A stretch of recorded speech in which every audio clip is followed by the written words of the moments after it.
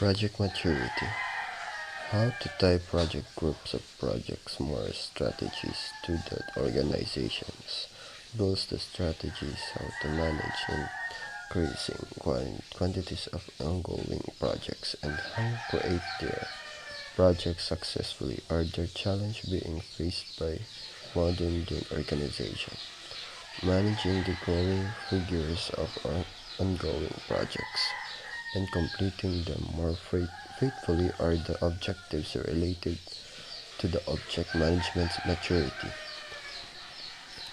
Project management maturity is the progress of advancement of projects and multiple projects management and perseverance in approach methodology. Strategies or decision-making process. The appreciate level of maturity will differ for every organization based on the definite goals, strategies, resource capability, scopes, and needs. The illustration of pyramid form, the general model show progressing in the project management maturity. The project maturity model reflects to the maturity is a continuous process, improving via defiable incremental steps. Project maturity general model. Typically, an organization starts with an unplanned project management practice with no common language and methods to undertake the project. As firms become more mature, it establishes common practice from adoption. Begins to the train pool of project management profession sets up the procedure and process from launching to controlling its project, among other. Lastly, at the last stage, organization does not only make project management significant part of its operation, but explore will make continuous improvement.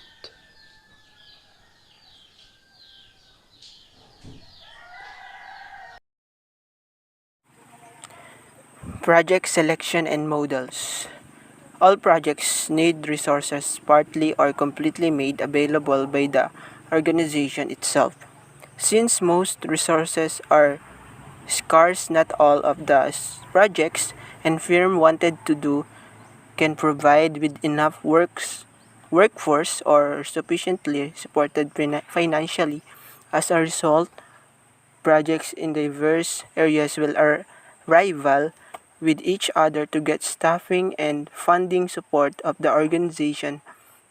A wise project selection is very important to respond to the problem of resource limitations in the organization. Project selection is the process of appraising a project or groups of projects and afterward deciding to execute some of them in order to realize the objectives of the organization. It is the first process to appraise each project proposal and decide on the premier priority. Projects management and project manager are part of the project selection process. Project selection follows or a four-stage process, namely the identification of projects, evaluation and prioritizing projects, selection and initiation of projects, and review of projects. As you can see in figure 3, the generic process of project selection. The first process is identify projects that supports the strategy, evaluates and prioritize projects. Third is select and initiate projects. Fourth is review projects regularly. The first step calls for the naming of the project concepts or ideas with a written brief description of each project. In the second step, each project is evaluated using different criteria and models, and the outcomes become the basis of prioritization. Project selection and initiation is the step that logically follows evaluation and prioritization, focusing mainly in the delicate decision of staffing of the project teams. After project selection, a regular review of projects is imperative to find out if they are still in line with the strategy of the firm. One way of checking is to repeat the preliminary evaluation with more precise estimates as they become accessible. Another way of evaluating is to hold regular projects management meetings to spot key problems on a per project basis using project status report. There are various factors that require to be reflected on prior to an organization's decision to take up a project once it has been proposed. The most doable project needs to be selected, bearing in mind the goals and requirements of the organization. For this reason, selecting a project using the correct model must be given paramount word. Since project selection is a decision-making activity, is easier to use models for this purpose. A model offers an abstraction of a more intricate reality. However, a model is just fractional version of the certainly it intended to replicate and cannot produce an optimal decision. It is also important to remember that the project manager makes the decision, not the model. There are diverse project selection models used by modern business organizations. Two widely used basic type of model for project selection are non-numeric and numeric. As the name suggests, non-numeric do not utilize numbers as input. There are older and simpler. There are models are older and simpler rather. Numeric models make use of number to measure both objective and subjective criteria. Sometimes a combination of the two is used by organization. Table 3. Non-numeric model of project selection. As you can see, uh, there are models, definition, sample in here in this table 3. The first one model is Sacred Cow. Definition. It is a project recommended by a senior and influential official in the organization. Sacred, it in the sense that it will be the maintained until successfully concluded or until the boss personally identifies the idea as failure and terminates. And the sample application is under undeveloped idea for a new product for the development of a new market, for the design and adoption of global database and information system, or for some other project requiring an investment of the firm's resources. And the second model, the operating necessity. And the definition of this is the project is obligatory in the order to keep the system operating, does not necessitate a great extent of formal evaluation. The sample application is about this is a protective dike if a flood is threatening the plant of a factory, and online library search system. The third model is competitive necessity. The definition of competitive necessity is the choice to embark on the project is founded on a desire to preserve the company's competitive position in that market. And the sample application rather is the restructure undergraduate and graduate programs due to declining student enrollment and the need to create stronger programs to attract students. Modernize manufacturing facility. Get a computer numerically controlled machine to replace the old milling machine. And Model 4 is product line extension. Product line extension is a project to develop and distribute new products evaluated on the level to which it fits and firm's present product line, fills a gap, strengthens a weak link, or extend the line in a fresh advantageous direction. And the sample application about this is the new Apple iPad, which also plays video. The fifth model is comparative benefit model. Comparative benefit model is often used to select from a list of projects that are complex, difficult to assess, and often non-comparable. The one with the most benefit to the firm is selected. And a sample application about this is the selection of company cars. When a firm chooses a project selection model, the following criteria developed by Shoulder, Meredith, and Mantel to 2012 are the most significant. Why? Because realism and capability is included. The realism is the model should mirror the reality of the manager's decision situation together with the various objectives of both the firm and its managers. It should take into consideration the realities of the firm's limitation on facilities, capital, human resources, technology, and so forth.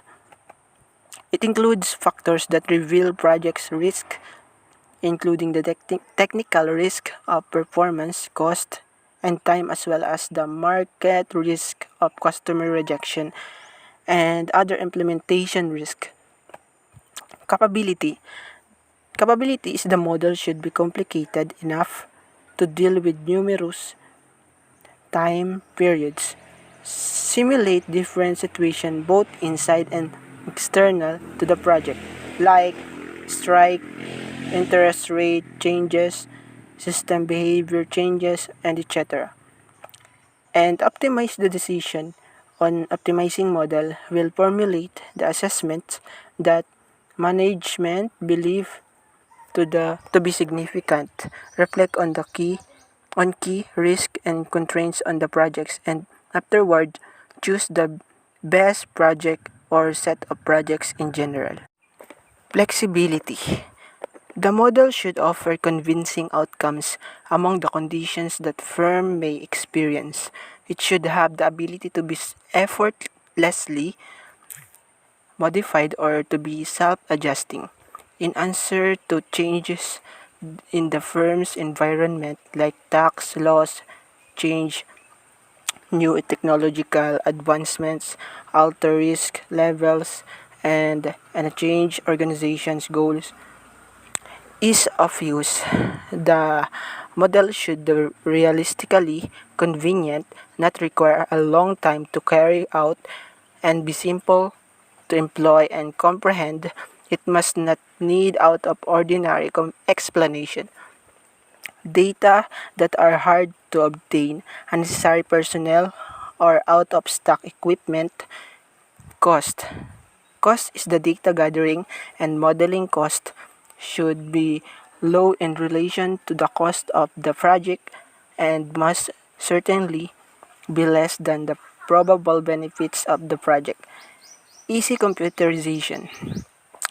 Easy computerization is the model should be simple and suitable to collect and accumulate the information in a computer database and maneuver data in the model by using a commonly accessible standard computer package. Similar simplicity and handiness should relate to moving the information to any standard decision support system. Project Portfolio Management. Project Portfolio Management is a set of business practices and systematic process of selecting, supporting, and managing a firm's sets of projects as a strategic portfolio based on cost, benefits, and use of resources, ensuring the alignment of programs and projects with organizational objectives.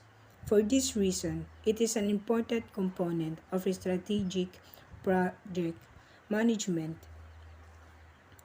There are key players who perform delicate responsibilities in project portfolio management.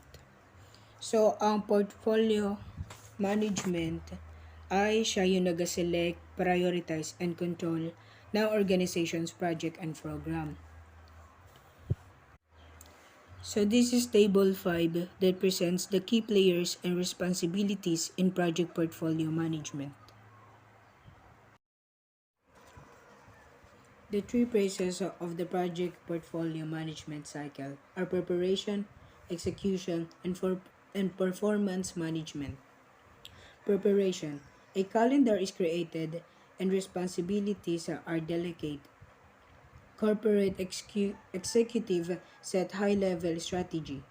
The executive team institute monetary and performance objectives for every business unit and presents a rule and a timetable for carrying out the budgeting procession. With the help of the portfolio manager, the team sets up essential assumptions for assessment like value weights, discount rates, and risk tolerance. So, ang role dito ng portfolio manager ay mag-select siya ng project and the programs that will deliver the strategy that is organization has selected and deliver the capability that will enable specified parameter. Exec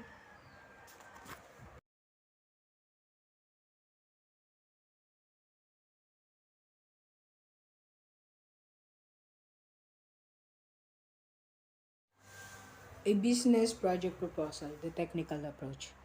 The set of documents presented for assessment is called the project proposal. It could be concise or extensive in format. Attention to all details of the proposal is suggested to amplify the livelihood of success for the project and to astonish promising investors. The project proposal starts with a broad description of the problem to be solved or problem to be done. A knowledgeable reader must understand the accurate intention of the proposal, so adequate details must be presented. The general approach to solve the critical problem should be outlined also. Special requirements of the client and proposed approaches of meeting them ought to be written down.